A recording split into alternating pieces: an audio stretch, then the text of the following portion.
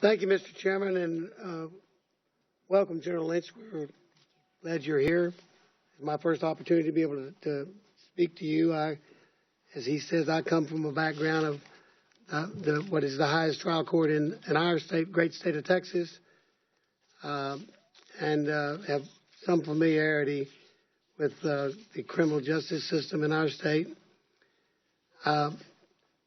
This last Monday, I did what we call a telephone town hall. We get in touch with roughly 35 to 50,000 telephones, and we let people get online and ask questions on the phone. And when we get about 10 or 15 of the same people asking the same question, we pick that question. This question came up. This is a tough one. People will be saying it's politics, but I told them I would ask you. The issue. The State Department has publicly stated that the emails sent and received on Hillary Clinton's personal server are classified. In fact, they refuse to disclose numerous emails as they contain top secret information. As Secretary of State and one who is seeking the highest office in the land, she should have known better. Now, if the FBI makes the case that Hillary Clinton mishandled classified information and put America's security at risk, will you prosecute the case? Do you know of any efforts underway to undermine the FBI investigation? And please look the American people in the eye and tell us what your position is, because you are the Chief Prosecutor of the United States. Well, thank you, Judge and Congressman Carter. With respect to our investigation into how information was handled by the State Department, how they handle classified information, as I'm sure you know, that matter is being handled by career independent law enforcement agents, FBI agents, as well as the career independent attorneys in the Department of Justice. They follow the evidence, they look at the law, and they'll make a recommendation to me when the time is appropriate. And so beyond that, I'm not able to comment on the specific investigation at this time. But what I will say is again, that this will be conducted as every other case, and we will review all the facts and all the evidence and come to an independent conclusion as to how to best handle it. And I'm also aware of no efforts to undermine our review or investigation into this matter at all.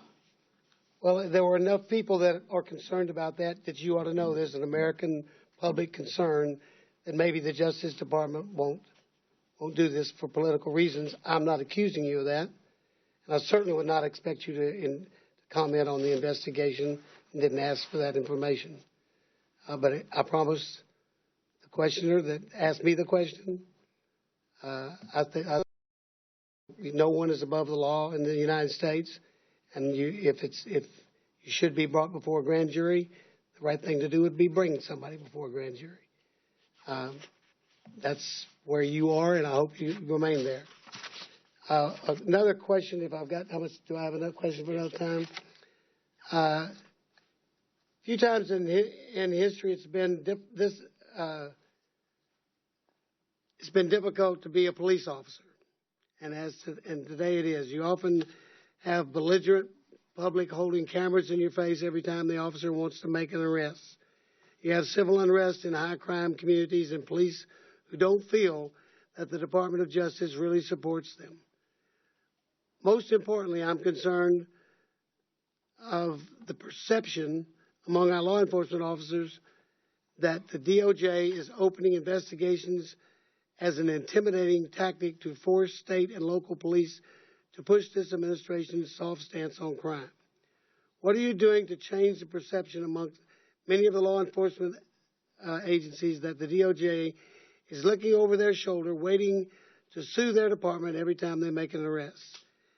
I have heard horror stories of U.S. attorneys refusing to prosecute drug and alien smuggling cases along the border. And let me tell you, if you get caught with 200 pounds of marijuana in Bell County, one of my counties, or Williamson County, you're going to go to prison. Yet, I can't say that about the smugglers along our southwest border, and it needs to change. Would you please comment? Well, thank you for the opportunity to talk about, I think, the important relationship that the department has with our colleagues in state and local law enforcement, and they're very much our colleagues, with respect to the important work that we all do for the protection of the American people. I think the issue, as we've discussed recently, of trust between communities and the law enforcement, particularly law enforcement in the communities that we all serve, is an important one. And I will tell you that the message that I have heard as I have traveled the country, speaking directly to law enforcement officers, I speak to the rank and file officers when I visit cities, I speak to community members, is how dedicated they are to their jobs and how focused they are on their mission. And I talk to them about why they became police officers and that mission that they feel. And the pressures that they feel, because this is a time of great change in policing. But what I hear is their dedication and commitment to continuing their work in protecting the American people. And so where we have situations where those bonds have been broken and where law enforcement feels under siege as well, and I've had those conversations with officers, we try and engage them also in discussions about why that is and what might be the causes of it. One of the things I will say, Congressman, is a benefit of having been a prosecutor for over 20 years is that I've noted with actually a very positive view the way in which we actually do interact with police departments in this current administration. I was involved in reviewing police issues in the 90s when I was a U.S. attorney in New York at that time. I've been involved in reviewing them as a U.S. attorney from 2010 on and now as Attorney General. And I think one of the benefits of the relationship now is that the department has police departments actually coming to it and asking for assistance. Through our community-oriented policing program, which people refer to as the COPS program, as you know, we fund police officers. We have all that information in the budget for you to review to improve that and to increase our ability to provide additional local law enforcement support. We also provide what's called collaborative reform. We provide technical assistance. We don't charge departments for this. So police departments come to us and they say, you know, we're having a problem or an issue, and it may be a community issue or it may be a training issue. It may be keeping up with the latest data. It may be finding the resources to, as we always have done, to support them in buying vests, in buying the body-worn cameras, as I mentioned. So I've seen a positive relationship between law enforcement at the state and local level and the Department of Justice through this.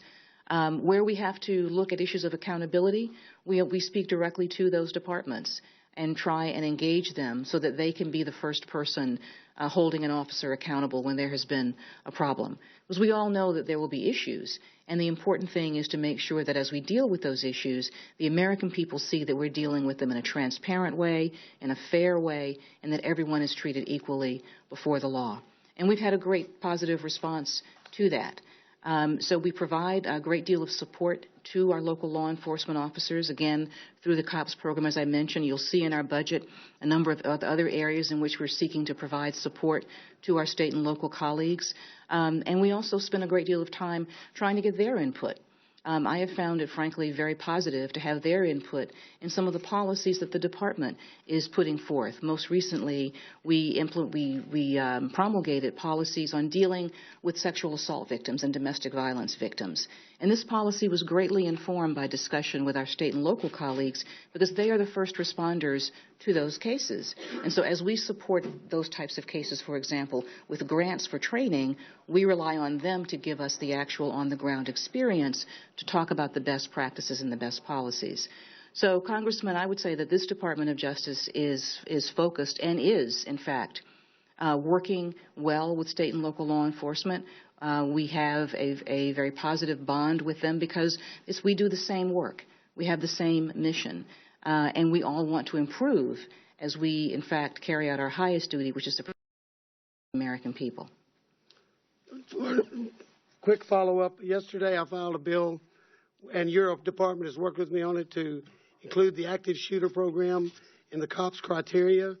The small departments around the country want to train their people up on the active shooter issue, and they don't have the funds. And I know that your office helped us.